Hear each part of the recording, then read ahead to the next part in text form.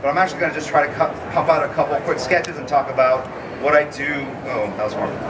What I do, you know, when I'm drawing a sketch like this. So it really starts with something like this. This is a rough pencil drawing of, it's going to be Bruce Wayne.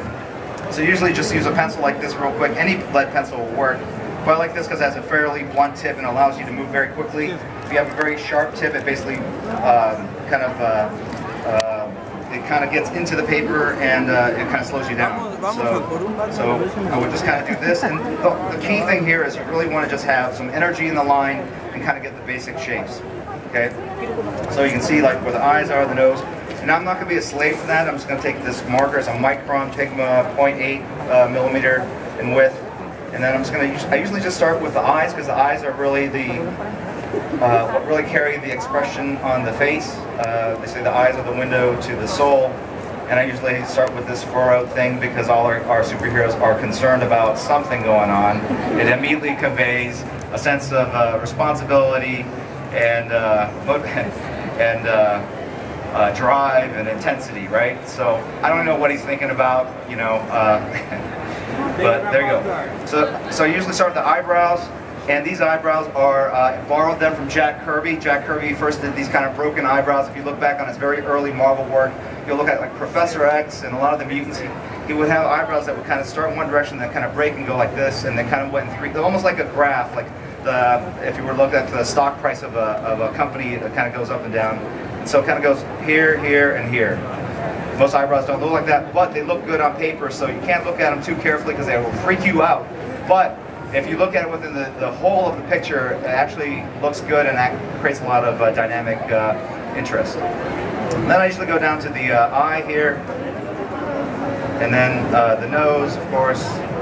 So someone like Bruce Wayne, like, well, how does he differ from Clark Kent? The way I kind of think about it is he has a broader, shorter nose, and kind of actually a bigger kind of chin. And then you put the other eye here, and it's basically, you know, those are really close together. All right, so I'm going to have to adjust them to fly. So he's eyeing something suspicious here over to the side, and I'm going to see how many of these I can do very quickly. So this is Bruce Wayne.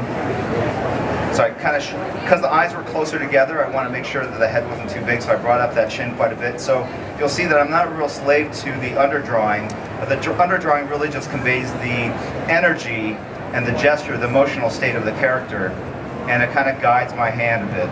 Okay, so he's got his hair coming down, and maybe some of it's matted down because he just kind of came off the night watch. So he's got a little bit of cowl head going on here. And then he's got sweat, right? You can imagine, you cosplayers here, you know what I'm talking about. And then ears, ears are very strange too, just like, I don't know where I got the ears from. There was one artist, I couldn't figure out ears, I forgot the artist's name.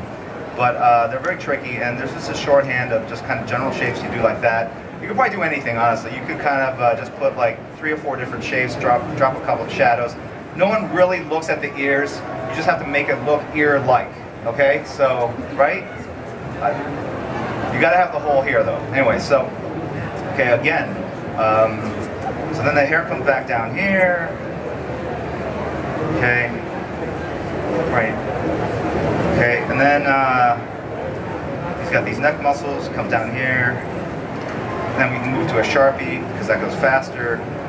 And we can do the cowl right here. And we know it's Batman because we're going to do the top part of the mask, right? Okay, so then to go even faster,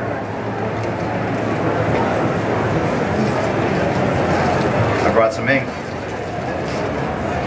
So you mostly got, so it's just a number 2 brush, some ink, it's Rapidograph Ultra Draw it. It's permanent ink, it dries super fast. You can carry it like this and you can pour it out. I wouldn't really recommend it, but you can do this.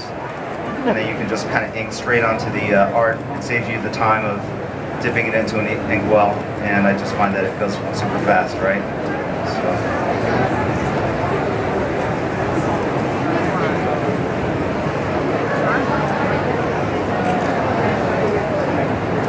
And then we're gonna go ahead and, whoops, that's not good.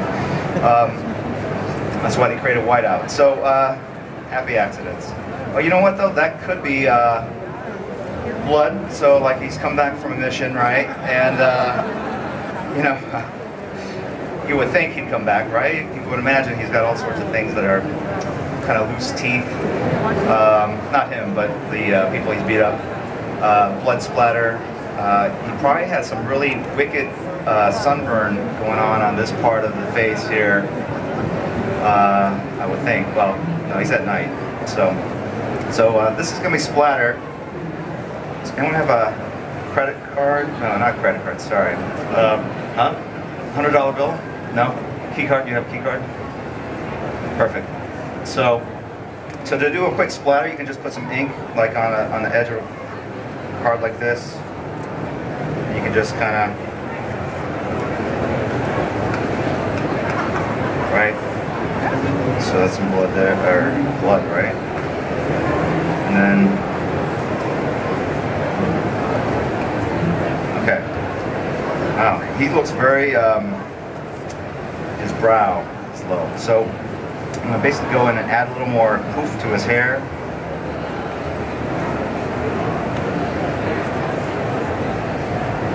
Okay, so while this is drying, we're going to move on to our second sketch. How much time do we got left here?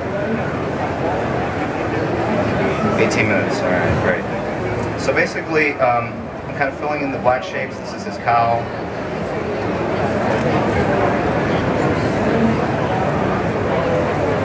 Okay, so that's going to be our Bruce Wayne.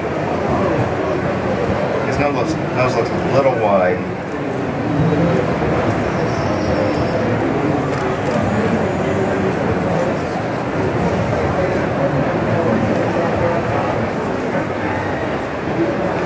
Now we're going to move on to this other character who I like while that one dries, and this is Hawkman. So it's actually a pretty easy one. Again, I start with the brow.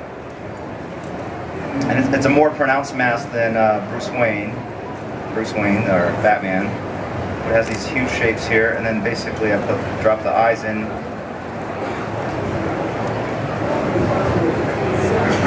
And if you notice, I do a little reflection here, and then draw the eye, and then the eyelash.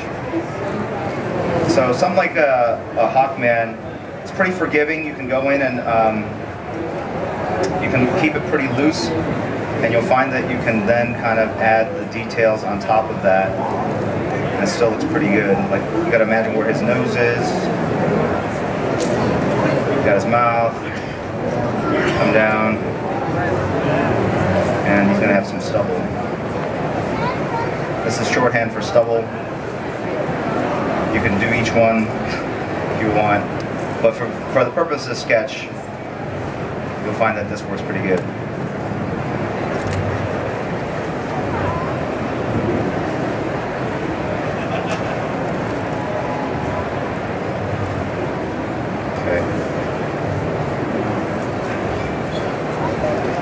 Down like that, and then he's got those straps across his chest. So it's not going to be as tight as something that you would see published, but it's just a sketch, and again, it's just to convey like kind of a very quick snapshot of who the character is. You'll see I kind of go back and I basically look at all the values, the lines, and I kind of balance them together and go like, well, what needs to be darkened up? And like probably this shadow right here, the nose, this in here, and then I'm going to just drop in some shadows real quick.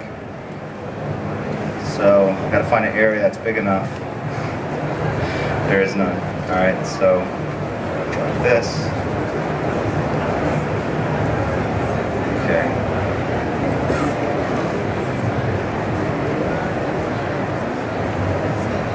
Super absorbent paper, and you'll see that it's bleeding really badly. Can you see that? Like, so it kind of bleeds out, and that's not ideal. So these are just backing boards that basically have used as quick sketch pad paper. And you'll notice I'll leave areas that are kind of open because I don't want to do like straight blacks that go all the way through. And what I'm going to do is I'm basically going to go back in with the thinner marker and kind of create grays. Right now I'm just creating complete black shadows. Right?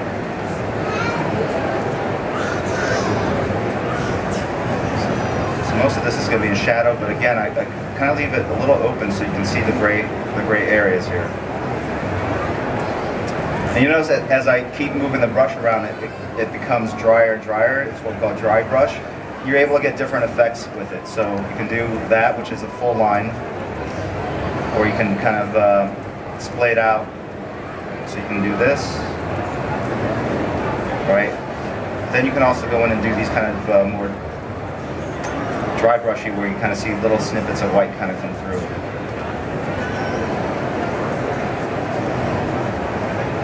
So this beak is super long, so it's going to really cast a long shadow across his face.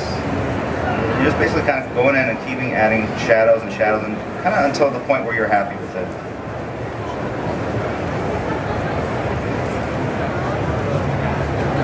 Wow. Right. And then his whole neck is mostly going to be in shadow here.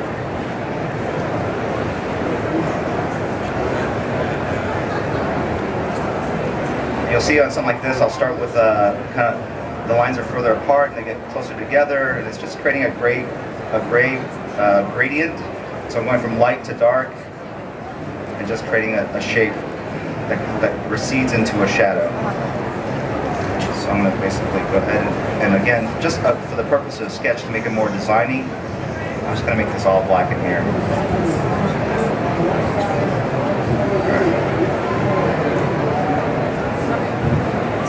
And he's got the hawk. Is the beak on this side or this side?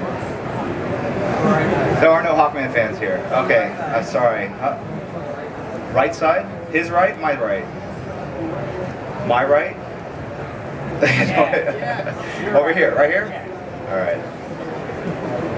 Alright, this sketch is messed up. It's your fault, sir. I'll take your name. Okay, alright. What's right? There we go. Okay.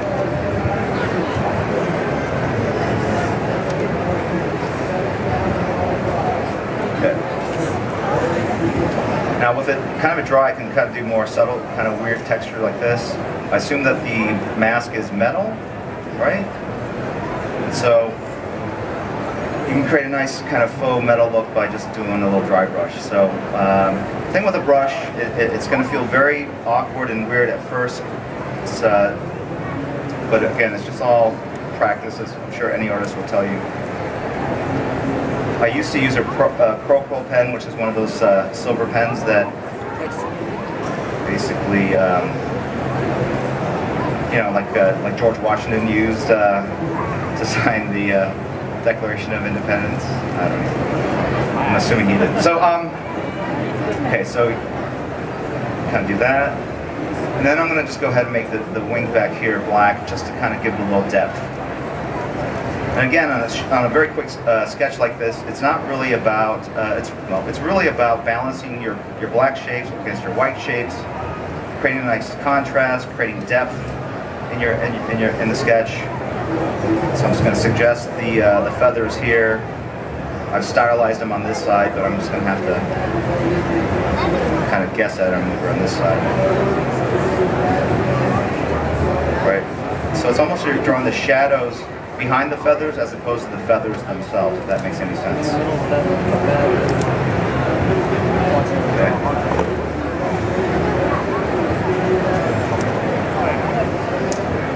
Alright, so now, while that's drawing, we'll go back to Bruce Wayne here.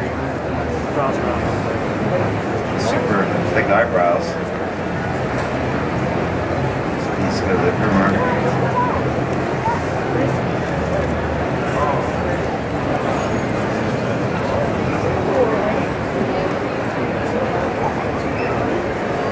Just add like little details. So you'll see that out of the black areas, I can go ahead and draw out of it and add little bits of detail. And what happens in your mind is that you see the details and you just you basically in your mind process the details all the way through into the black shapes and kind of interpret that as hair just by the fact that you see tiny little strands down here. And obviously I'm not doing it all the way up here. I just need to do it kind of here and there to suggest it, and then your mind kind of does the rest.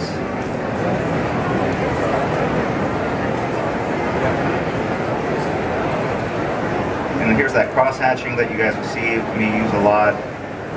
You don't have to do it. It just creates kind of depth and some gray values. Again, you can do it in color. You can use color to create that. You can use more solid black shapes. It really comes down to your own personal preference, what you kind of like in terms of style. I find that it kind of adds a grit and tooth to the drawing, especially on characters like Batman. That works really, really well with creating that kind of gritty urban city kind of feel. Again, so you'll see like I have these big strands of hair, and I'll go in and pull them out so it looks like that. It looks like there's a little more finesse to the line, right? So that.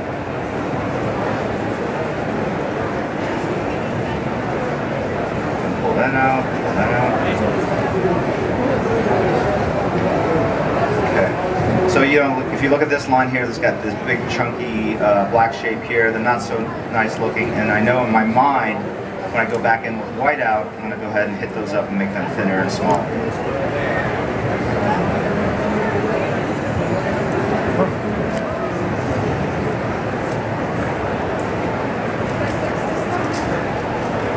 Certainly on a sketch like this, I also like kind of using pencil, some multimedia, so you can go in and add some gray color. Obviously, if you're publishing a comic book, the grays don't really show up unless you're going to do a gray tone kind of look. On a character like this, Batman, it's all about lighting. So if I put a light source over here, you think about the head as being a box, essentially a box, right?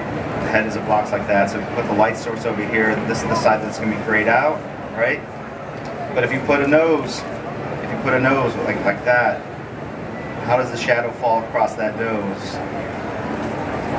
right? And the thing is, this is going to cast a shadow across the nose like that. That makes sense, right? So when I go in with this light source, here's the side of the box here, okay, and it actually kind of goes like something like that. You can look at your own face in light. So, and then you can just, if you want, you can just go ahead and cast this side of his face in shadow, right? But his nose is going to stick out like this, but that shadow is going to come something like that, kind of come across the face like that. It's going back. And actually, the light's going to probably hit right here, and right here, right here.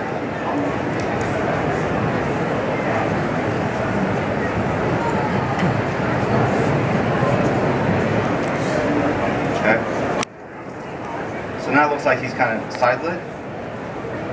Yes? It's kind of, it's more pronounced on the original. Okay. And then I'm going to add some more grays to kind of create that transition.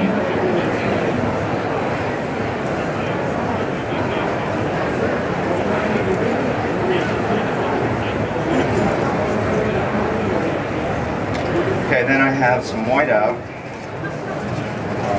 It's Presto Wite-Out Correction. I can't even read it. But basically, you just squeeze it, and you can just use it like a pen. So like those lines here, I can just kind of simplify it. Sure.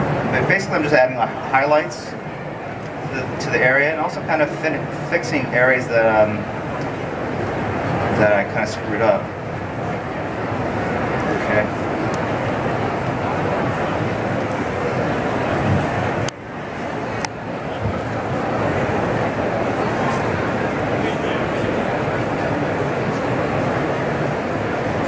Clean that up a little bit, make that a little tighter. Okay. So let that dry. I'm going to go back to Hawkman here on something like this. I'm just going to add some more stubble, and I'm actually using the stubble in a way like it's almost cross-hatching. So I'm going lighter up here where the light source is, and then I'm going darker towards the shadows. Same thing down here. And if you remember, when I went and added the black shapes, I left areas that were open rather than doing all as straight blacks. And that's partly to save time, but it's also partly to kind of create some visual interest. It's almost like the light is kind of bouncing off and hitting those areas and illuminating parts of his lips and his mouth through underlighting. Underlighting is when the light that's coming from the side bounces off the floor or some object and basically is cast back up on the figure itself. So you get a little bit of that rim lighting on his chin there. And then I'm going to just tighten up some of these shadows and make them kind of lines. So 5 minutes? Okay, great. Where's my wife? Carla, where are you? Okay. Okay, great. So, so these are the sketches. If you notice, this is number 14 of 50, right? So I've given out over 30 so far over the days, and some of the funnest ones have been I've been following some of you guys around like a creeper and just slipping them into your bags, right? I did 3 of those. I'm not giving these away here because there are a lot of you here, but when I finish, you will look inside your bag. There will be 4 sketches in somebody's bags here, because I have a lot of kids and they've been wandering around putting them into your bag. So just check it out, see if you have a sketch.